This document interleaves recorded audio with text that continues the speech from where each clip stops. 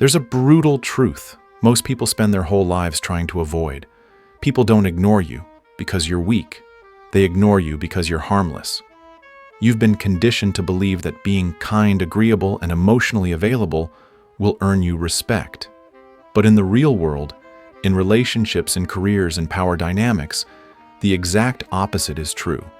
The more visible your emotions, the easier it is for others to manipulate them. The more you try to be understood, the easier it is for people to define your boundaries and break them. You're not being disrespected because you're not valuable. You're being disrespected because you're predictable, because you flinch when challenged, because you explain yourself too quickly, because when someone crosses a line, you smile hoping they'll realize and step back, but they never do. Why? Because people don't stop where you're comfortable. They stop where you make them. We live in a world that doesn't reward softness unless it's protected by an edge. And if you don't have that edge, that air of mystery, that silent capacity for danger, then you're just another tool in someone else's hands. That's the Machiavellian truth no one tells you. You're not seen as strong because you're not feared. And you're not feared because you've made yourself too available, too understandable, too easy to navigate.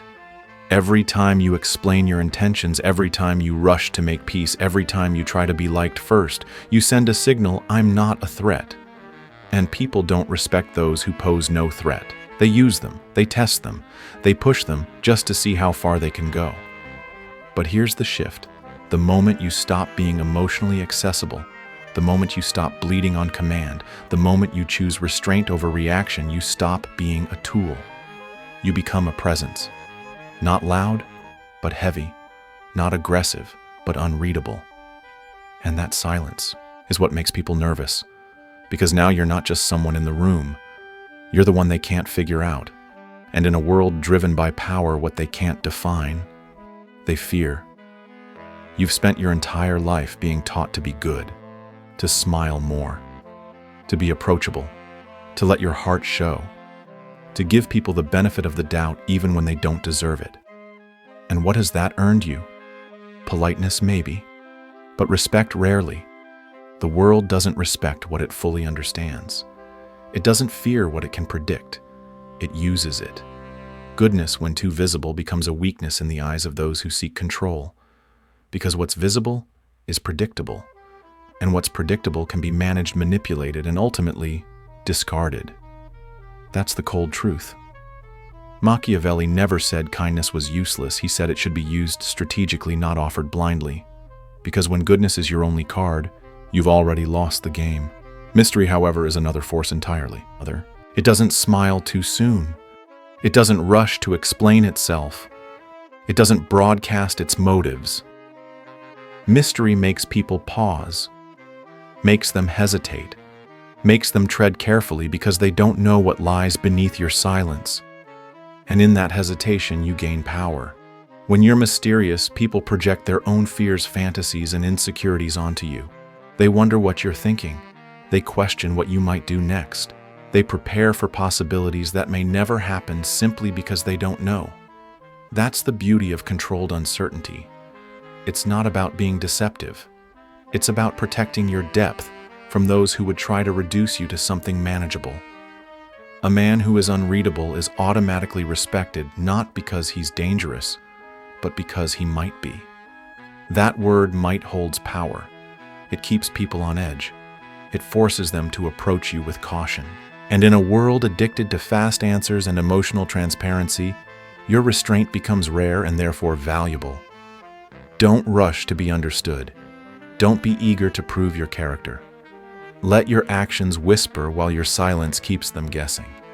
Because at the end of the day, goodness may win hearts, but mystery commands respect. And in the Machiavellian game of influence, it's not about being known. It's about being remembered and remembered for what they could never quite figure out. In a world addicted to noise, the loudest opinions, the fastest comebacks, the constant need to be heard, silence has become a lost art. But what most people forget is this. The quietest person in the room is often the most dangerous. Why? Because they don't need to speak to command attention. They don't perform, they observe, they calculate. And in doing so, they create a presence that's impossible to ignore. Machiavelli understood this centuries ago. Power isn't always about who controls the room, it's about who makes the room tense without saying a word. Silence unsettles people. It forces them to confront the weight of your presence without the comfort of your intentions. While others flex, their ego prove their worth and reveal their strategies. The silent one becomes a mystery, and mystery is where power hides. Think about it, the person who doesn't react immediately, who doesn't justify themselves, who doesn't rush to explain, they force everyone else to adjust. Their stillness becomes a mirror that reflects the chaos of others. And in that contrast, they rise. Not with noise, but with gravity. Most people underestimate silence because they confuse it with passivity. But real silence is active. It's chosen. It's weaponized. It watches every move. It hears every tone. And it speaks only when the moment is most impactful. A single word from a silent man can shift an entire room, not because it's loud, but because it's rare. When you stay silent, you don't give people a script to use against you. You don't give them fuel to challenge your control. You leave them uncertain, and that uncertainty becomes their tension. That tension becomes their respect, and eventually, their obedience. Silence isn't about shrinking. It's about dominating without demand. It's what keeps people asking, "What is he thinking?" long after you've left. It's what turns your absence into a presence.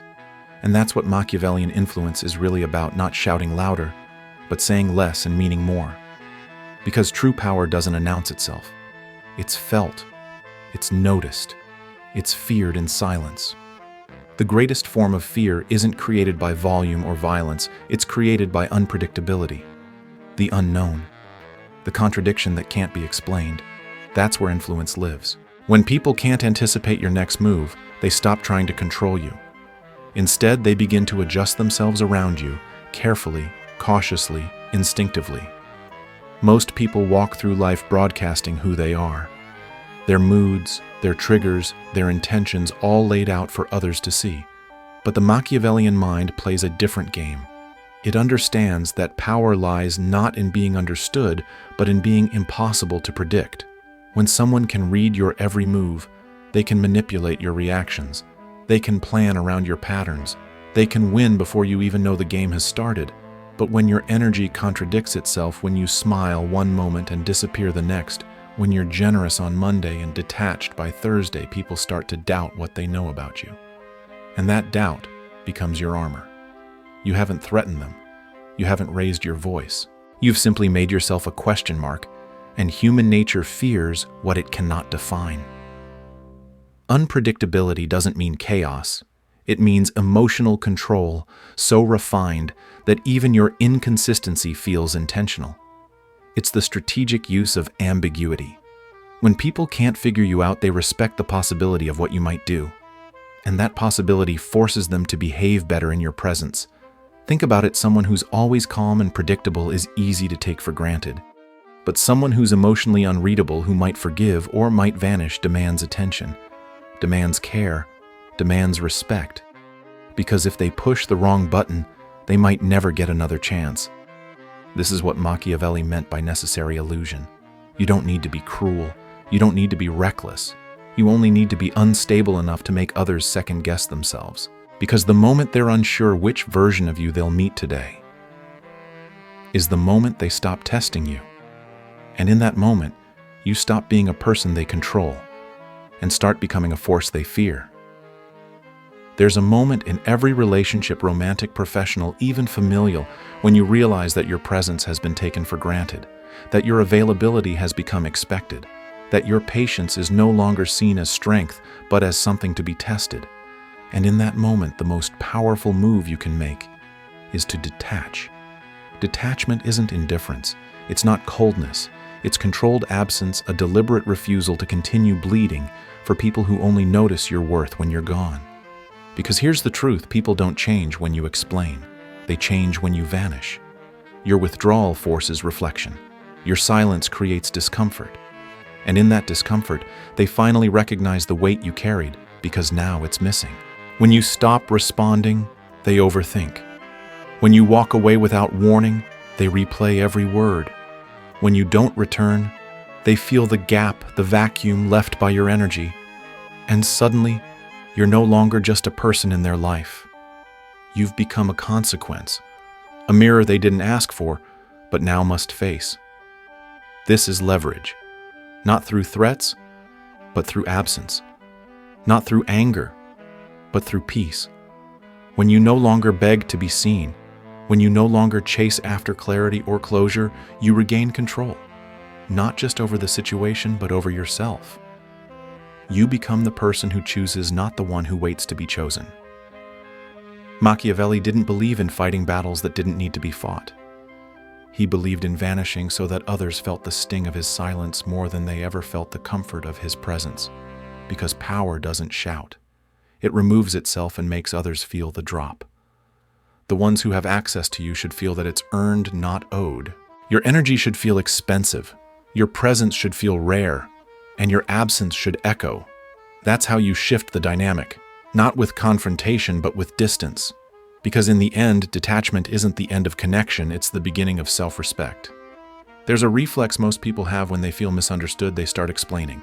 They clarify, they overexpress, they defend every move as if their worth hangs in the balance of someone else's opinion. But here's the truth, the more you explain, the weaker you appear. Because every explanation is a signal that you're still seeking approval. And every defense is a confession that their words hit a nerve. Machiavelli understood something that most people never learn. Power doesn't beg to be understood. Power doesn't argue its case. It stands. It watches. It lets others reveal themselves while giving back nothing.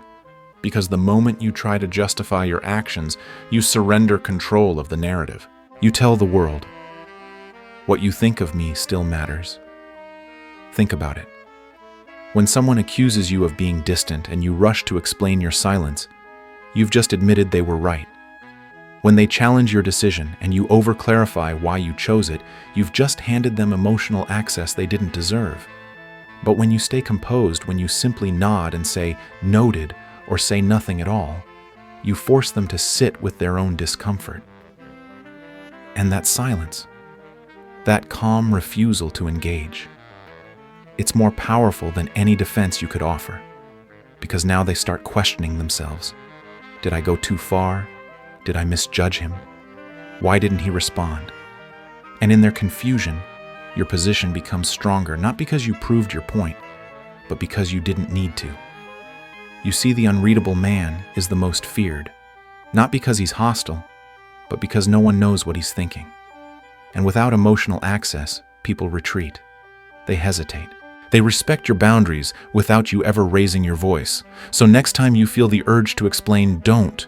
Let your silence speak for you. Let your choices stand on their own.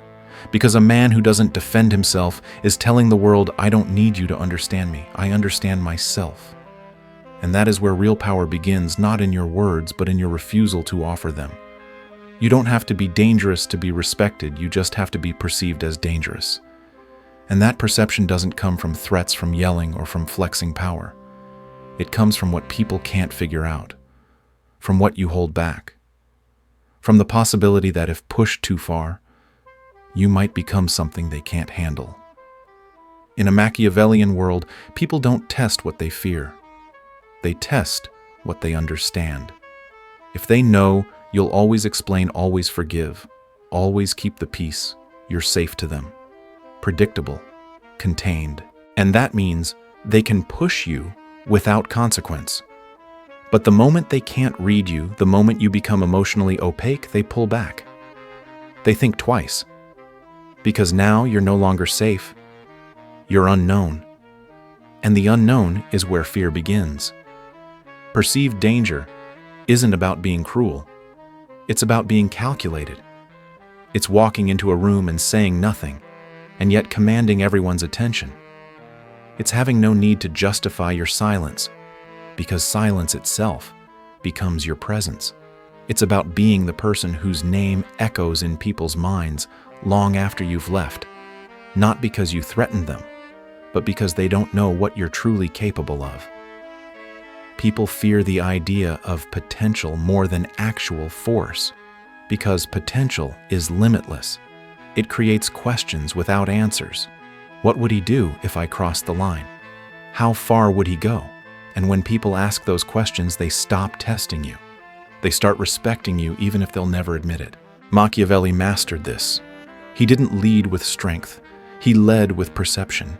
He knew that to be feared quietly was far more powerful than to be loved loudly. Because love fades, fear endures. You don't need to fight to win. You don't need to shout to lead. You only need to give the impression that crossing you has a cost they might not be willing to pay. And in that tension, you become untouchable. Not because you're violent, but because you've made people believe I could be. And that's enough. Power isn't built in a single moment. It's cultivated daily in the smallest of habits, in the subtle tension you leave behind wherever you go. The most dominant people don't control others through force or volume. They control them through atmosphere, through the slow, calculated discipline of being composed when others are emotional silent, when others overshare, and unpredictable when others crave clarity. That's how you build psychological tension, not through intimidation, but through presence. Think of tension as a current invisible, but always felt. It's what makes people lean in around you, lower their voices, double-check their tone. It's not fear of harm. It's fear of misunderstanding you. Fear of being misread by someone they can't fully define. And that fear earns more respect than any loud demand ever could. You do this with habits, not theatrics. You speak slower. You speak less. You observe more than you respond. You leave conversations slightly unfinished, not out of rudeness, but to leave people wondering. When they try to joke about your silence, you smile, but say nothing. When they try to provoke emotion, you remain steady, calm, unreadable. They'll try to figure you out, but never succeed. And in that uncertainty, you become larger than life in their minds. This is the tension Machiavelli mastered. He wasn't feared because he was cruel. He was feared because he was unreadable. His presence made people question their own posture, their own motives. They didn't want to cross him not because of what he did, but because of what he might do. In a culture addicted to constant expression, emotional neutrality becomes power. You don't need to react. You don't need to explain. You just need to create an energy around you that tells people, I know something you don't. And I won't say it. That's the art of controlled tension. Because when people feel your presence in your absence, when they adjust their behavior, not because you demanded it, but because they can't predict you, that's not just influence. That's psychological dominance.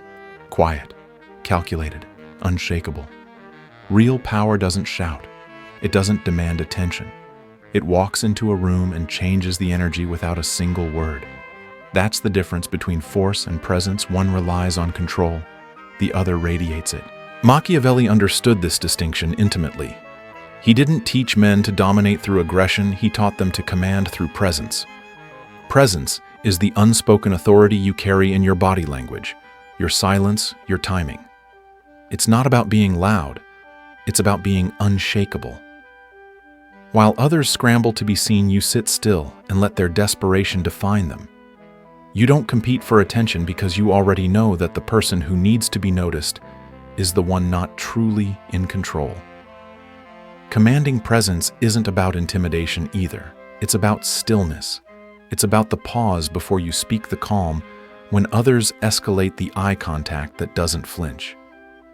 People feel it before they understand it. They start choosing their words more carefully. They correct their posture. They sense that you don't need to react because you're already calculating. And that sense alone can make people follow you without ever hearing a command. The truth is, people obey force out of fear, but they obey presence out of reverence. And reverence is far more enduring. Force invites rebellion, but presence lingers. Even after you've left the room, people replay your silence, your gaze, your stillness. They wonder what you thought but didn't say. That memory becomes more powerful than any speech ever could. You don't need to prove yourself. You don't need to convince anyone. The fewer words you use, the more value each one holds.